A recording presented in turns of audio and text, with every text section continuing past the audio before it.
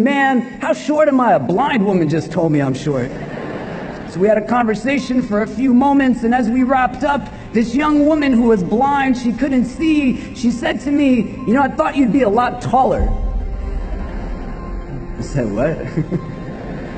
And she said, "Your voice, it's not coming from up here, but it's coming from down here."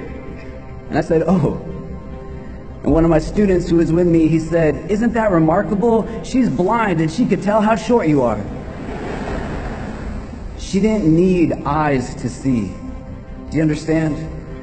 And sometimes we take the most simplistic level of understanding because all we're seeing is what it is that we see, but we're not getting to the depth of certain realities. How you see people is not indicative of who they are. But how you see people will tell you a lot about yourself. And if you perceive somebody solely through the way that they dress, the color of their skin, whether they have a certain accent or not, the fundamental question you have to ask yourself is, why do you see it that way? Your organs of sensory perception, they are not limited to the eyes that you see with, the ears that you hear with, the tongues that you taste with, the hands that you touch with, even the minds that you think with. But you have a primary organ of cognition that will synthesize all of this information as it goes into you in various ways.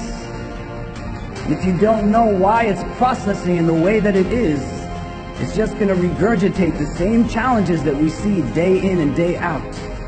You get what I'm saying? Our deepest strengths are not when we are apart, but only when we come together in ways that we uniquely can.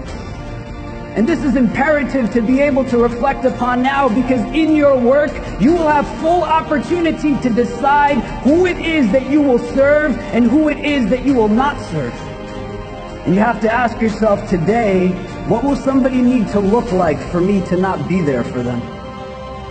What color of skin will they need to have? What will the texture of their hair need to be?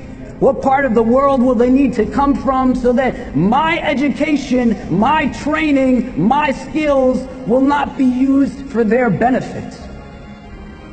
What allows for the perpetration of hate and bigotry in this world? Because for certain battles to be won, those battles have to take place in the first place. But so many more of us who have the ability to do something about it, but we simply sit back and do nothing. Don't hold back what it is that you have the unique ability to offer. That's the kind of goodness you want to be able to harness. Today, make an affirmation that your growth as you move forward on every tomorrow that you see will not be by understanding the other only through preconceived ideas and notions, but you will learn the stories of those that are different from you by actually being with them. To take time to understand that what it is that we are fed is not often what is reality. And the gain will not be only for those that will benefit from your presence, but your perspectives will broaden in ways that you can't even imagine. May you be protected always from hearts that are not humble, tongues that are not wise, and eyes that have forgotten how to cry. You might be the only one that is standing when everyone else is seated. You might be the only one that is speaking when everyone else is silent. But you might be that critical voice, that critical body that ignites what is needed for everyone else to get going.